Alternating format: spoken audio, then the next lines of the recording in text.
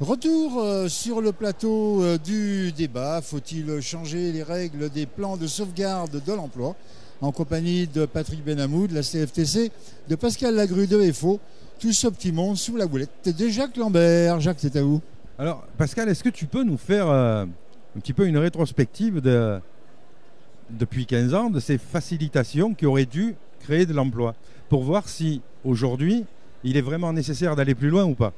Par exemple, on peut remonter jusqu'aux accords de méthode, tu vois. Alors aujourd'hui, effectivement, je voudrais pas être trop long, mais je vais te prendre que quelques points, parce que si on voulait reprendre tous les points, ce serait beaucoup trop long. Mais simplement dire que on a eu un certain nombre d'obligations de présentation dans les procédures, je dis bien de la procédure, auprès des inspections du travail, qui d'abord ont été extrêmement allégées. Avant, il y avait tout un tas de délais de présentation, de prescription, des délais où il fallait commenter, expliquer, motiver un plan social auprès de l'inspection du travail, le justifier également avec un certain nombre d'éléments économiques objectifs, c'est-à-dire tout ce qui relevait de la subjectivité était écarté par les inspections du travail. Et là, aujourd'hui, il faut reconnaître que tout a été assoupli en ce sens, pour faire en sorte que les inspections du travail mettent le moins possible le nez dans la notion de procédure. Le deuxième aspect évolutif qui a effectivement amoindri la notion d'obligation et qui a fait en sorte que les plans soient particulièrement facilités, ça a été de dire derrière, ne vous inquiétez pas, on va maintenant, au-delà d'avoir allégé les procédures, on va alléger les contenus, c'est-à-dire qu'est-ce qu'il faut rentrer dans un plan social. Avant, vous vous rappelez, et ça c'était, encore une fois, je vais revenir sur M. Macron qui a été un gros impulseur sur ces sujets-là. Il a quand même permis quelque chose qui était en place depuis de très nombreuses années, qui correspondait à une cohérence humaine, sociale et économique dans l'entreprise. C'est nous avions antérieurement des ordres de licenciement. Ordre de licenciement, c'est-à-dire que lorsque vous aviez l'ancienneté, lorsque vous aviez tel type de poste occupé, lorsque vous aviez des charges de famille, lorsque vous aviez un certain nombre de critères dans votre situation de salarié, il y avait des ordres de licenciement qui étaient, pour le coup, discutés avec les partenaires sociaux et qui correspondaient à une cohérence. Là, maintenant, tout a été atomisé, cette affaire-là, et en fin de compte, mis à la main des chefs d'entreprise. Donc, si vous tombez sur un chef d'entreprise qui est respectueux, qui a une vision humaniste de la vie en entreprise, à ce moment-là, ça se passera bien. Il y a que le chef d'entreprise va prendre en considération un certain nombre de critères. Et puis si vous avez un chef d'entreprise qui, pour lui, n'a qu'un raisonnement de finance, si ce n'est, je ne veux pas dire de spéculation, mais financier de son entreprise, à ce moment-là, qu'est-ce qu'il va faire? Il va, ou alors antisocial, il va licencier un peu à la tête du client, comme il veut, comme ça l'arrange. Autre évolution qui a eu lieu dans les plans sociaux depuis quelques temps, c'est une remise en cause de la notion de périmètre. Antérieurement, lorsqu'une entreprise ou un groupe d'entreprises faisait un plan de sauvegarde de l'emploi, il devait, et ça c'était vraiment une obligation, et en plus, si on y réfléchit bien tous ensemble, collectivement, on ne peut qu'être d'accord avec ça, il devait apprécier la notion de plan de sauvegarde de l'emploi à l'ensemble du groupe, c'est-à-dire qu'il a une responsabilité sociale pour pouvoir recaser des gens dans le groupe ou faire des propositions ou des reconversions ou des formations pour permettre des passerelles. Et comme son nom l'indique, on en revient toujours à nos fondamentaux, plan de sauvegarde de l'emploi. Et là aujourd'hui, non. Là maintenant, un chef d'entreprise a la faculté, et là encore merci M. Macron, de pouvoir apprécier le licenciement par périmètre découpé. En fin de compte, si une entreprise a plusieurs filiales et la maison mère, si elle a envie d'assécher une filiale et de mettre, y compris même dans cette filiale, des salariés qui ne lui conviennent pas ou dont elle veut se débarrasser, elle fait un montage et en fin de compte, elle va cibler le plan social sans qu'il y ait une solidarité de l'employeur, une solidarité de groupe pour pouvoir permettre et avoir un évitement justement de licenciement et donc de sauvegarder les emplois. Alors Patrick, est-ce que c'est par ce bout-là, parce qu'on est bien dans plan de sauvegarde de l'emploi, est-ce que pour sauver les emplois, voire même en créer, c'est par ce bout de procédure qu'il faut attaquer, ou est-ce qu'il n'y a pas une autre piste qui permettrait de créer des emplois?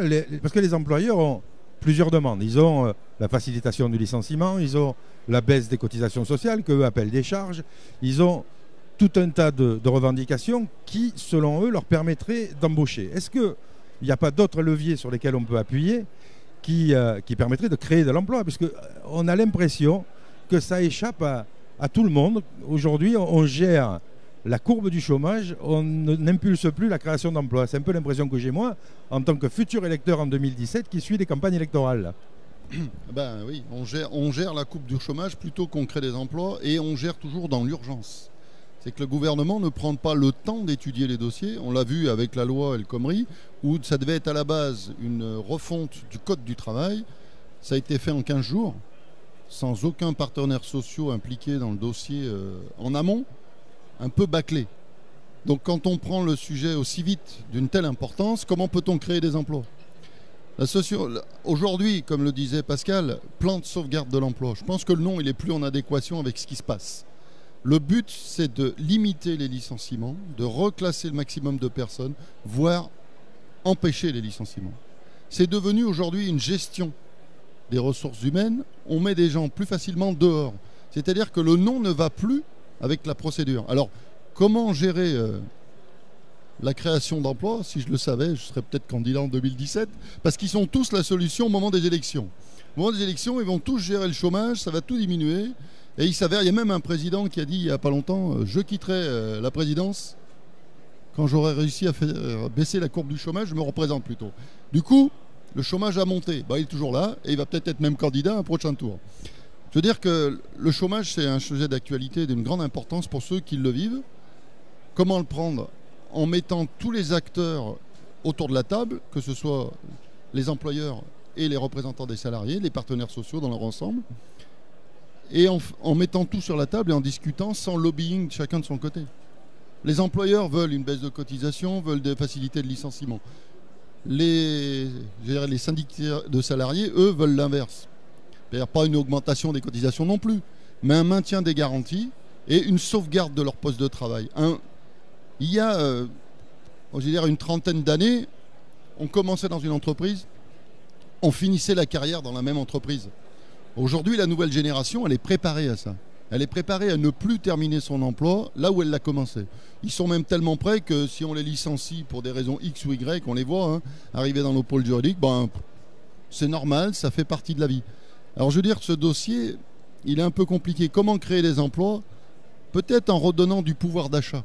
Parce que dès qu'on a un problème en France, on augmente les impôts, on augmente les charges, on augmente ci. Donc les gens vont moins acheter. Donc c'est le fruit de la consommation qui génère des emplois quelque part. Donc je veux dire que c'est un bon débat qu'il faudra suivre dans les prochaines élections parce qu'ils vont tous avoir la solution, mais la courbe du chômage, depuis un certain nombre d'années, elle fait que de descendre, elle ne remonte pas.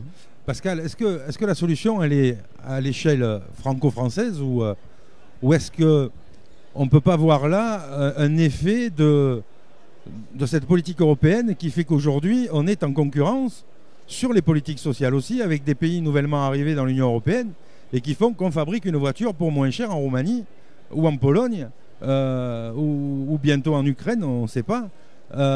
Et qu'effectivement, comme on n'a pas le même coût du travail, ne serait-ce que par le taux de cotisation, est-ce que la solution, elle ne vient pas de l'harmonisation des cotisations sociales en Europe? Alors, moi, je pense de toute façon, alors ça c'est encore un débat beaucoup plus vaste, mais on peut le dire effectivement que si on avait traité de toute façon les sujets sociaux au niveau de l'Europe, si on avait voulu construire l'Europe sociale avant de construire l'Europe financière, on n'en serait peut-être pas là déjà. Ça c'est la première chose. Et effectivement, il n'y en a pas que certains sur le chômage, ne serait-ce que dans le périmètre Europe. Pourquoi? Parce qu'il y a du dumping. Ce que tu expliques, Jacques, c'est du dumping qui fait qu'on met en compétition et en concurrence. Et encore, par rapport à un coût du travail, là, c'est encore aussi une illusion. Parce que je veux rappeler, l'occasion m'en est donnée, qu'en termes de productivité, et en termes, puisque les deux mots qu'on nous sert souvent, c'est productivité et compétitivité. La compétitivité, c'est quelque chose qui s'applique à l'entreprise. C'est une variable qui concerne les produits finis, les prestations servies, etc. Sur la productivité des salariés, et il y a un bout de coût du travail là-dedans. Si on fait le rapport entre le salaire payé, la qualité du produit fini, c'est-à-dire le taux de retour ou de la prestation effectuée, c'est-à-dire la qualité de la prestation, et le temps de travail effectué, c'est-à-dire les 35 heures, 35 heures, salaire payé et variable sur la qualité du produit fini, on arrive au fait que les salariés français sont les plus productifs de l'Union européenne. On entend bien cette histoire, les plus productifs, si on fait le rapport de ces 3 éléments. Alors, oui, au niveau de l'Europe, il faut impérativement qu'on ait un périmètre d'analyse sur l'emploi où il faudrait qu'on évite et faire en sorte qu'on évite d'avoir ce dumping. Parce qu'aujourd'hui, l'effet de ciseaux sur l'emploi, il est simple. Austérité. Tous les traités qu'on a eus en Europe jusqu'à présent, c'est des traités d'austérité qui ne correspondent qu'à une logique financière. Et j'en reviens toujours à une chose. Ok, il y a eu l'Europe monétaire qui a commencé à se faire en premier. Ça, c'est une harmonisation monnaie.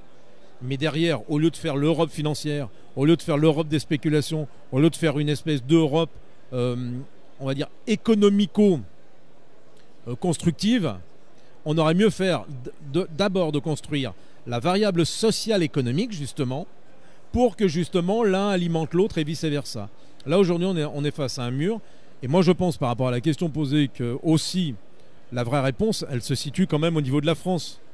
Parce que, quand je vous disais tout à l'heure, qui peut croire, mais vraiment qui peut croire, que si on donne une permissivité de licencier plus, on va embaucher plus? Moi, je ne suis pas acteur de théâtre. J'ai jamais fait de théâtre. Donc, je n'ai strictement aucune compétence dans le théâtre. Par contre, ce que je peux te dire, c'est que si j'avais un petit jeu de rôle à faire avec mon voisin, par exemple, et imaginons que mon voisin, il soit DRH, et qu'il vienne me voir et qu'il me dise « Bah écoute, je vais faire un plan de sauvegarde de l'emploi et je vais te licencier. » Moi, je vais lui poser la question « Mais pourquoi me licenciez-vous » Et il va me répondre « Eh ben, pour mieux embaucher derrière. » Qui peut croire qu'une scène comme ça corresponde à autre chose qu'une volonté de lobbying pour justement avancer masqué de la part du MEDEF ou d'employeurs qui ne veulent avoir aucune contrainte et aucun engagement. On va profiter de cette transition pour retourner dans les studios de Lyon Première. Alors, ça doit être la météo là, je crois. À tout de suite de retour sur le salon OCE d'ici 3-4 minutes.